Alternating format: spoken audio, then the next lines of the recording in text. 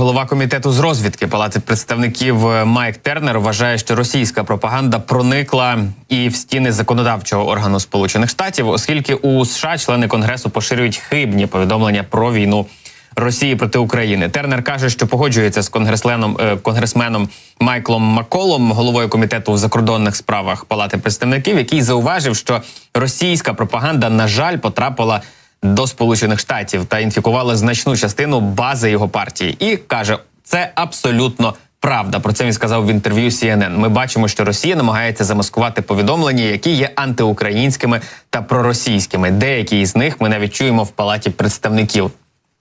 Додав при цьому конгресмен.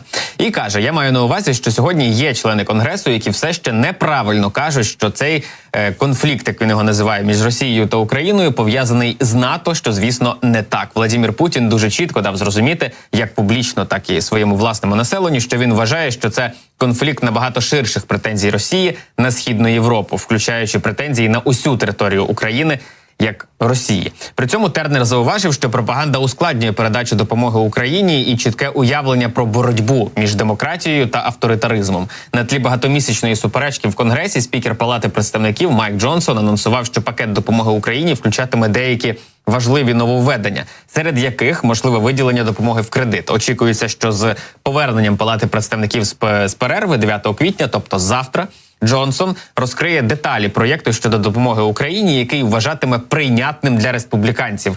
І він нарешті буде схвалений в обох палатах. Але суперечки між республіканцями в Палаті представників можуть призвести до того, що довгоочікуване рішення про фінансування на підтримку України та інших союзників просто знову у черговий раз відкладеться.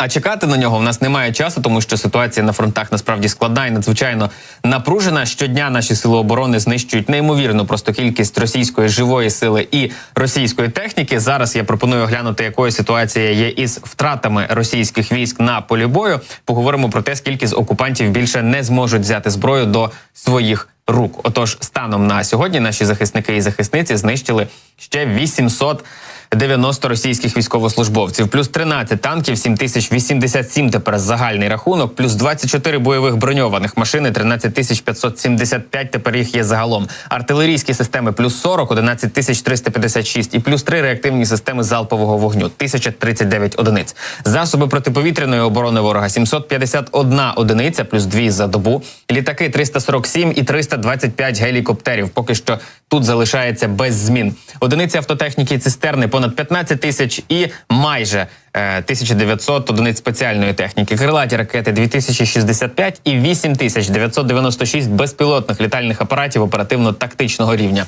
Цифра в кораблях-катерах залишається незмінною. 26 одиниць і 1 одиниця відповідно. Будемо сподіватися, що в наших силах оборони буде поповнення і у цій техніці, зокрема. Ну і оглянемо, якою ситуація є на фронтах від нашого Генштабу. Кажуть в нашому Генштабі, що за минулу добу відбулося 76 бойових зіткнень. Загалом ворог завдав 7 ракетних та 104 авіаційних удари, здійснивши при цьому 108 обстрілів із реактивних систем залпового вогню, як по позиціях наших військ, так і по населених пунктах.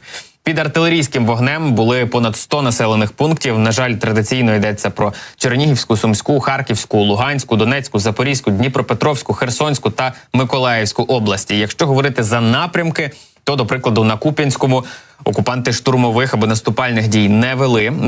На Лиманському напрямку відбито 2 ворожі атаки в районі населеного пункту Терни. Це Донеччина, там намагалися окупанти прорвати оборону українців. На Бахмутському напрямку відбили наші захисники і захисниці 31 атаку в районах населених пунктів Білогорівка, це на Луганщині, Часів Яр, Спірне, Виїмка, Федорівка, Роздолівка, Веселе, Богданівка, Іванівське, Кліщіївка та Андріївка. Це уже Донеччина. Там окупанти дуже сильно активізувалися, намагаючись прорвати оборону наших захисників і захисниць.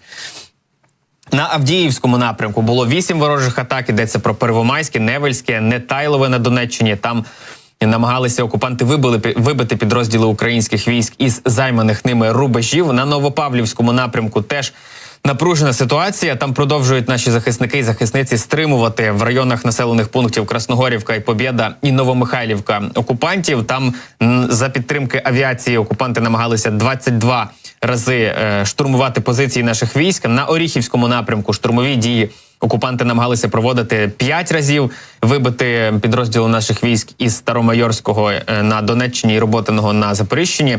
Безуспішно це було на Херсонському напрямку. Здійснили 8 безуспішних атак на позиції українських військ окупанти. Теж нічого їм не вдалося. Разом з тим, минулої доби авіація Сил оборони завдала ударів по одному пункту управління, 5 зенітно-ракетних комплексах противника, одній вежі зв'язку і 13 районах зосередження особового складу, озброєння та військової техніки противника. А підрозділи ракетних військ та артилерії завдали ураження по одному зенітно-ракетному комплексу, одному пункту управління безпілотними літальними апаратами, одній артилерійській системі і 3 районах зосередження озброєння і військової техніки противника. Ситуація, насправді, залишається бути надзвичайно складною, тому що окупанти не припиняють лізти по фронтах і паралельно з цим намагаються атакувати і об'єкти різноманітної інфраструктури, в тому числі критичної на території нашої країни.